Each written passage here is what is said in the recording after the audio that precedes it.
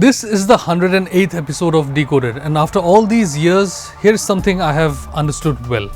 In the Northeast, there are essentially three types of news. One that is almost exclusively consumed by locals, say the lack of drains in a small city in Assam. It is unlikely that it will make national headlines. Then there is news that immediately hits national headlines like say CA protests, NRC and anything China related. Then there is the third category, news that made headlines when they broke and then slowly gets lost so bad that barring a few people, no one cares.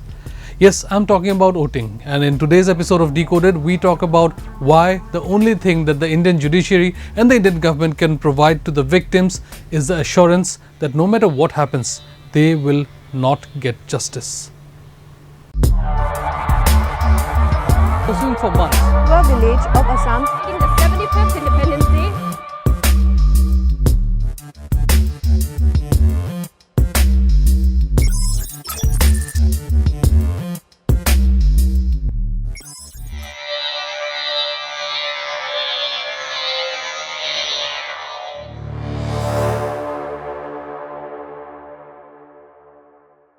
If you are unaware of what I'm talking about, watch this video, this documentary or read this article.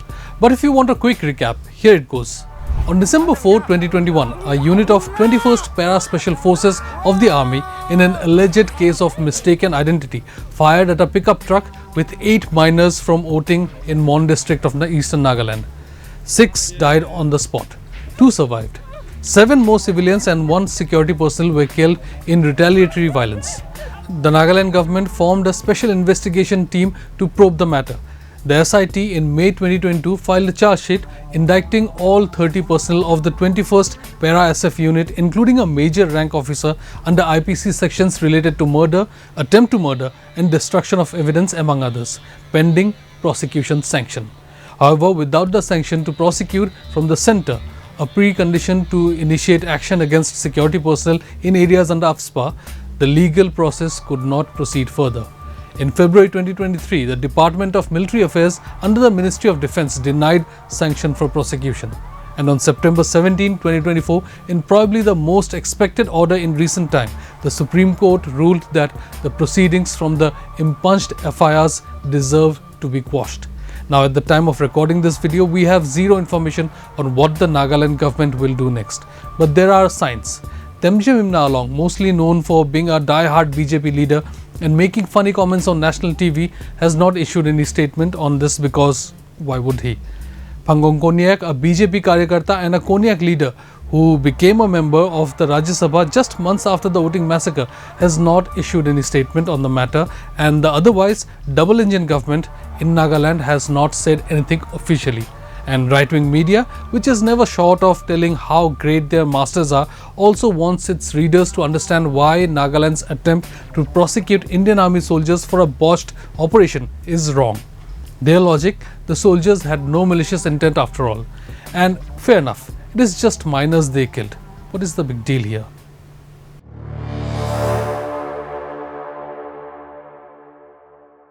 The reason why I said the Supreme Court order was expected was because, well, it really was. Is there anyone who thinks the apex court or the centre would come forward and say, yes, prosecute those who killed innocent for no reason? Nope, because that is the beauty of AFSPA. Assam, Manipur and Nagaland are littered with cases of extrajudicial killings, but AFSPA has meant that no security personnel have ever paid the price for it, because in AFSPA areas, the value for the life of a local is never the same as that of an army personnel. By the way, it has again been extended for 6 months in parts of Nagaland and Arunachal Pradesh. Also, allow me to ask, what would exactly resemble justice in this case? The laws of the land, the special laws in particular, prevent approaching this as a mere law and order case. Who do we blame here without being blamed in return? Should we blame the workers for driving through jungles on a cold December night? Or should we blame the security forces who got their inputs wrong and panicked when they realized their mistake? Should we blame the Home Minister who, even after the army had acknowledged their mistake, insisted that the killings were in self-defense? Should we blame the Nagaland government and the Chief Minister for how they caved in and did not fight for its people? The government and our justice system are clear about civilian massacres in the Northeast. Be patient and you might get some money. But if you think those who shoot civilians should be in jail, sorry, wrong number. Oting was not the first civilian massacre, and as much as I would want it, it would also not be the last.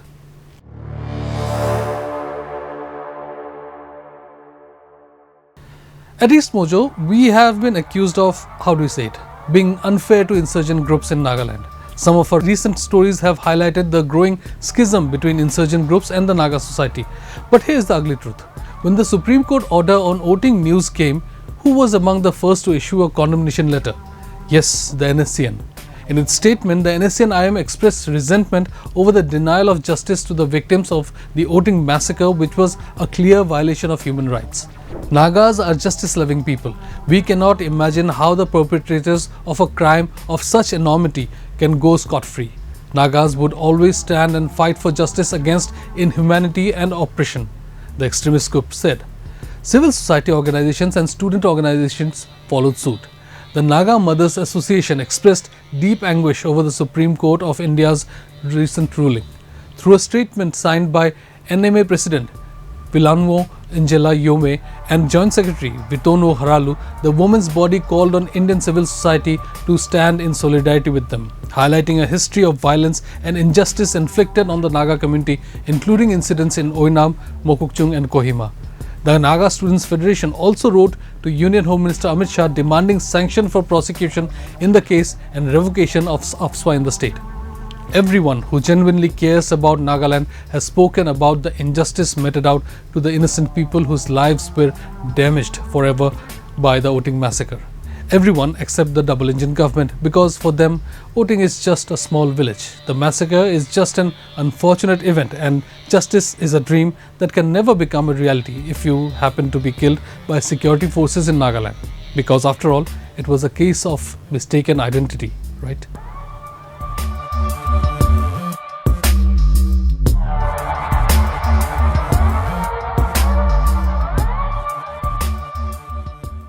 Don't forget to like, share, and subscribe to EastMojo. For any queries, put them down in the comments section below and press on the bell icon for notifications.